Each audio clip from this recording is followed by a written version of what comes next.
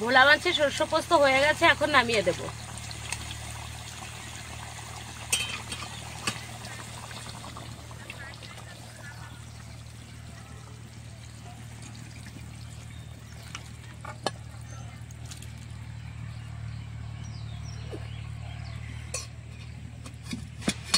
বন্ধুরা, বাজার থেকে ভোলা মাছগুলো আনা হয়েছে। দেখুন প্রত্যেকটা ভোলা মাছ কিন্তু এক সাইজের। তো মাছগুলো এখন আমি কেটে নেব।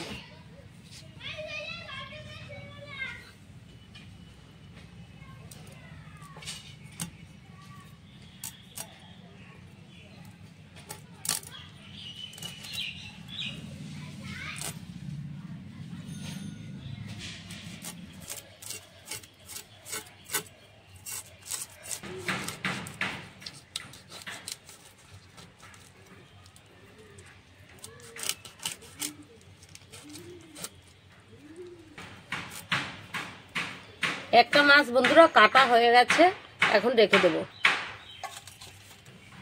নমস্কার বন্ধুরা, স্বাগত জানাই জবার রান্নাঘর উইথ ভিলেজ ফুডে। আজকের রেসিপি ভোলা মাছ দিয়ে সরষে পোস্ত বাটা। ভিডিওটি সম্পূর্ণ দেখবেন, ভালো লাগলে লাইক কমেন্ট শেয়ার করে দেবেন। ফলো এবং সাবস্ক্রাইব করতে ভুলবেন না কিন্তু। মশলাগুলো বেটে নেব। আমি ধনে পাতা আর আদাটা কেটে নেব। জিরেগুলো বেটে নেব।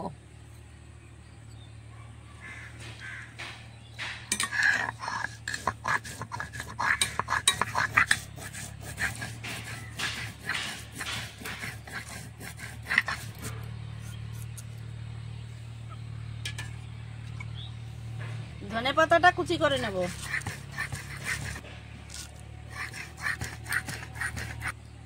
আদা জিরে বাটা হয়ে গেছে, এখন সরষে পোস্তটা বেটে নেব। সাদা সরষে দিয়ে দেব, লাল সরষে, লাল সরষেটা অল্প করে দিতে হবে, আর দিয়ে দেবো পোস্ত। তিনটে একসাথে বেটে নেব।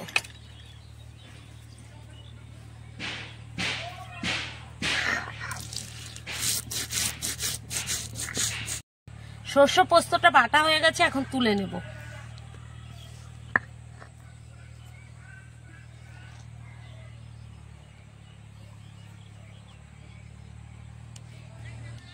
লঙ্কাও বাটা হয়ে গেছে, এখন তুলে নেব।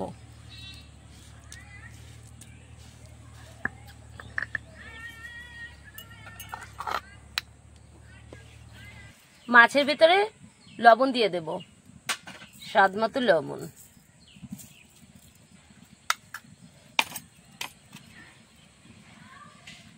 এক চামচ হলুদ গুঁড়ো। ভালো করে মাখিয়ে নেব।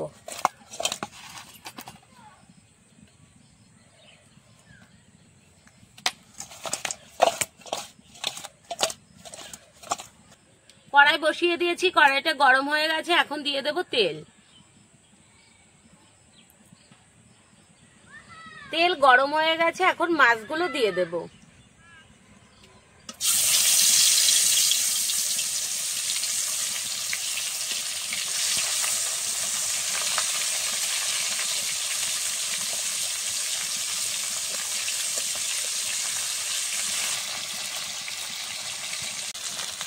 মাছগুলো উল্টে দেব।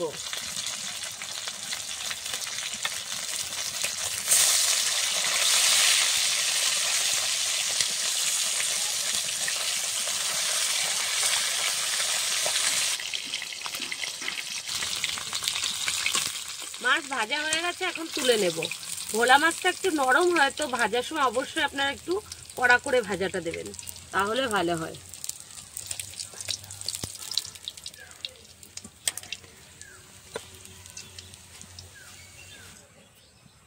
আবারও আমি দিয়ে দেব।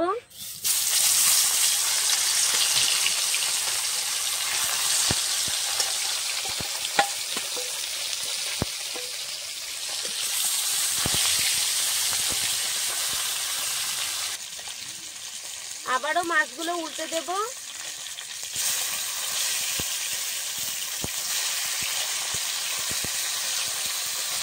মাছ ভাজা হয়ে গেছে, এখন তুলে নেব।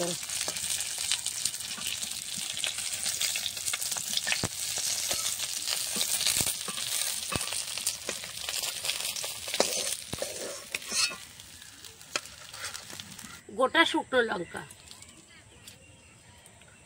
গোটা জিরে,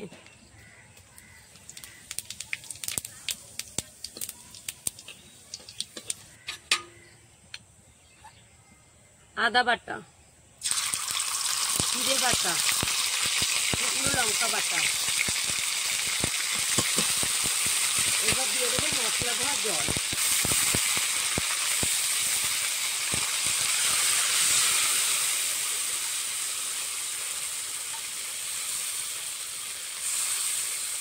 মশলা ধোয়া জলটা দিলে মশলাটা পুড়ে যায় না।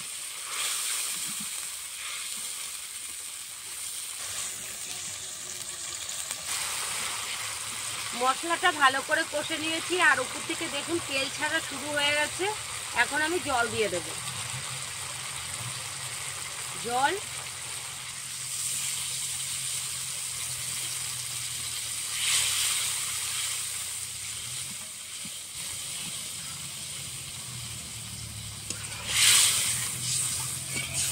জলটা ফুটে গেছে। এখন ভেজে রাখা মাছগুলো দিয়ে দেব।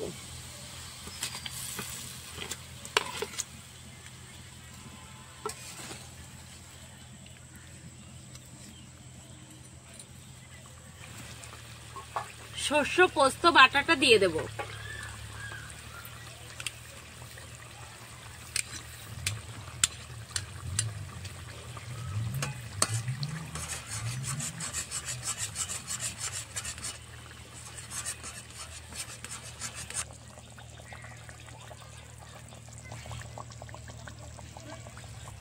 উপর দিয়ে ধনেপাতা কুচি দিয়ে দেব। বন্ধুরা, শীতের সময় কিন্তু ধনেপাতা দিয়ে রান্না করলে মাছটা খুব টেস্টি হয়।